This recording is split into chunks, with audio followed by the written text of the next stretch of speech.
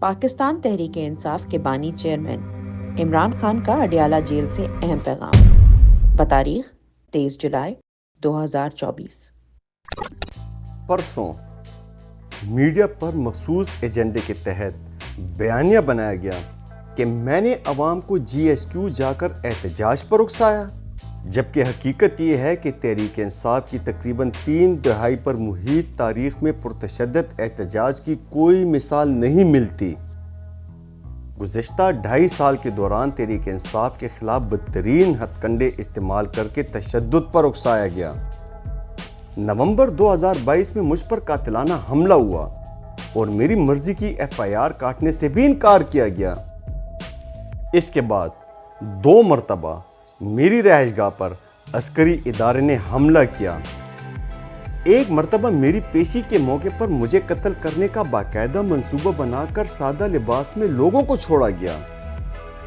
صرف یہی نہیں، 9 مئی کو عوام کو انتشار دلانے کے لیے ایک سابق وزیر اعظم اور پاکستان کی سب سے بڑی اور مقبول سیاسی جماعت کے سربراہ کو جس ہتک آمیز انداز میں اغوا کیا گیا وہ بھی کسی بڑے حادثے کا سبب بن سکتا تھا، لیکن تحریک انصاف کے کارکنان کی سیاسی تربیت میں تشدد کا کوئی عنصر شامل نہیں۔ تحریک انصاف سیاسی، آئینی اور قانونی جدوجہد پر یقین رکھتی ہے۔ 9 مئی ایک فالس فلیگ آپریشن تھا۔ جس نے 9 مئی کی سی سی ٹی وی فوٹیج چرائی وہی 9 مئی کے حقیقی ذمہ داران ہیں۔ ان کی عقل کا یہ عالم ہے کہ یہ 9 مئی کو امریکہ کے کیپٹل ہل کے احتجاج سے تشبیہ دیتے ہیں، حالانکہ وہاں باقاعدہ شفاف تفتیش اور سی سی ٹی وی کے باریک بینی سے جائزے کے بعد صرف ملوث افراد کو سزا دی گئی۔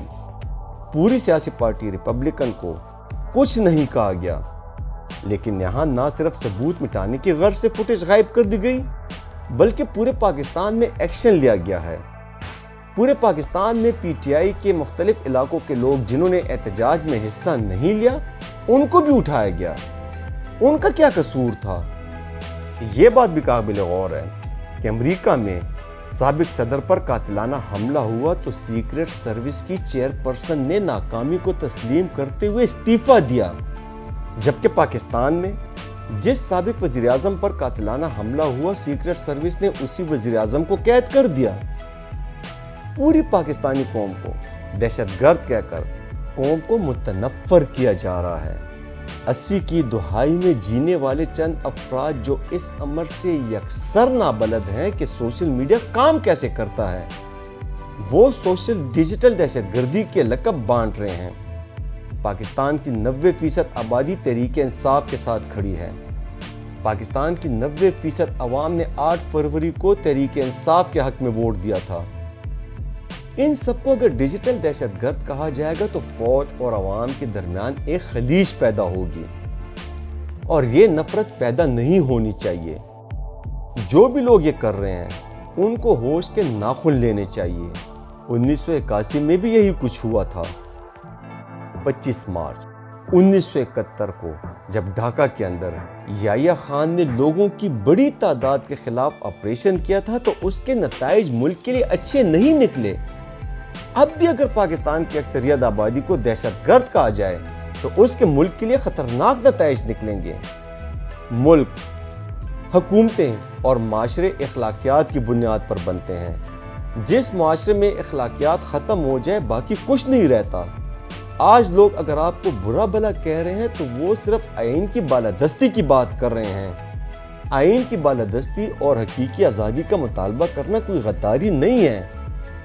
یہ جو مضحکہ خیز کیسز بنائے جا رہے ہیں اس کا مطلب یہ ہے کہ ہمارے لوگ بالکل پرامن طریقے سے کام کر رہے تھے، اور جب آپ ان کو پرامن طریقے سے کنٹرول نہیں کر سکے تو پھر آپ نے ان کے خلاف فرستائیت کے حربے استعمال کرنا شروع کر دیے۔ وزیر اعلیٰ علی امین گنڈاپور کو ہدایات دی ہیں کہ وہ اسلام آباد میں جلسے کی قیادت کریں، پوری قوم حقیقی آزادی کے حصول کے لیے اور ملک میں رائج ظالمانہ اور فسطائی نظام کے خلاف اس جلسے میں بھرپور شرکت کی تیاری کرے۔